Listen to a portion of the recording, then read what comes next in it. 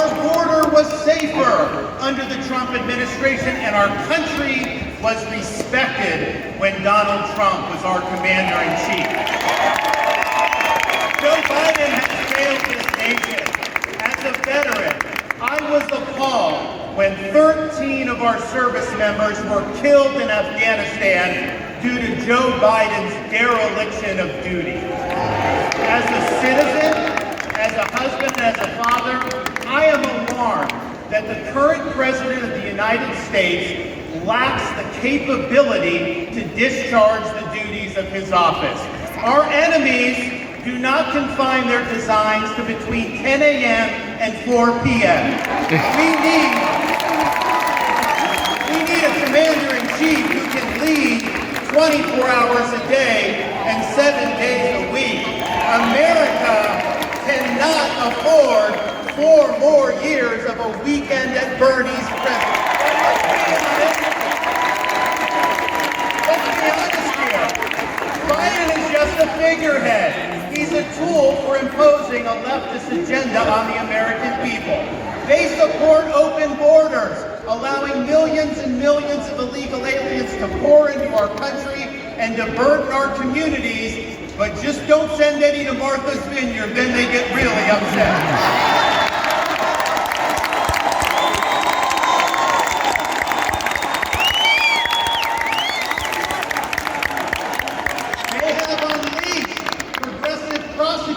Across our nation who care more about coddling criminals than about protecting their own communities. They use the unelected bureaucracy to impose their will on us without our consent, and they weaponize political power to target their political opponents like they've done to our own nominee.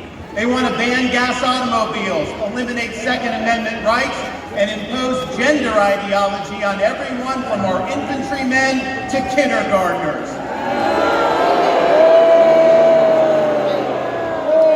They stand for DEI, which really means division, exclusion, and indoctrination, and it is wrong.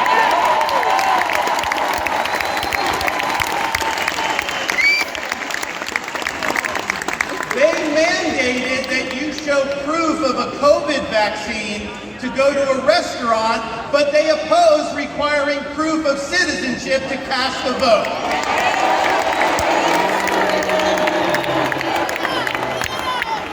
They can't even define what a woman is.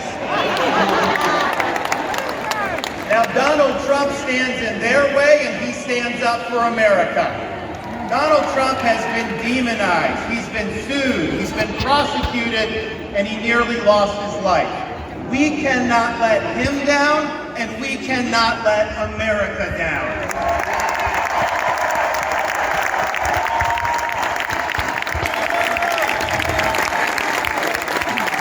It is the values of this Republican Party that reflect our nation's founding principles. We believe schools should educate, not indoctrinate. We stand for parents' rights, including universal school choice. We support law and order, not rioting and disorder. We seek a strong, focused United States military, not one distracted by a social agenda. We reject entrenched political class, and we demand term limits for members of Congress.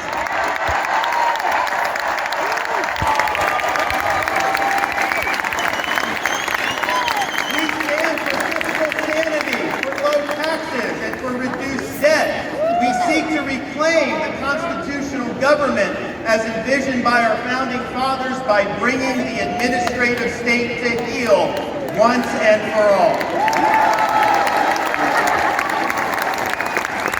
We believe that you must be a citizen in order to vote. Yes!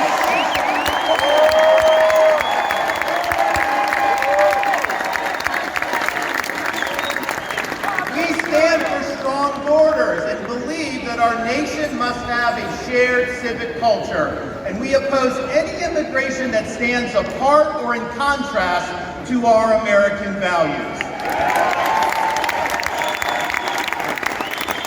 We believe in the principles articulated Declaration of Independence that our rights come not from the generosity of the state, but from the hand of the Almighty, including the right to life, liberty, and the pursuit of happiness.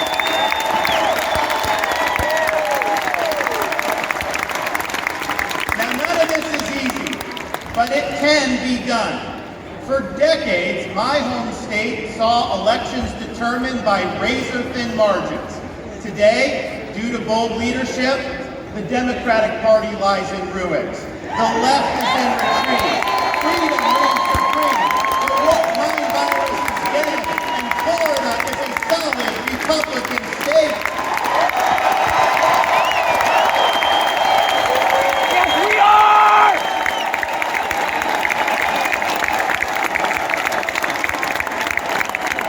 Electing Donald Trump gives us the chance to do this all across America.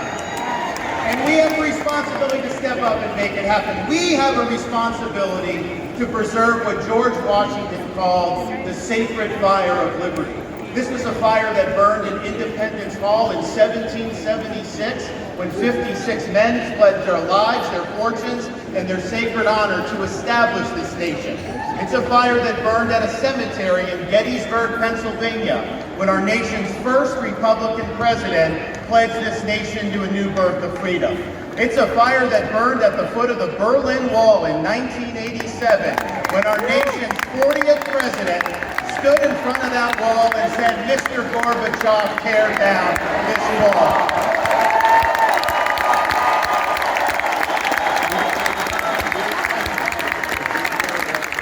This is not a responsibility we should fear. It's a responsibility we should welcome. After all, if not us, who? And if not now, when? Let's make the 45th President of the United States the 47th President of the United States.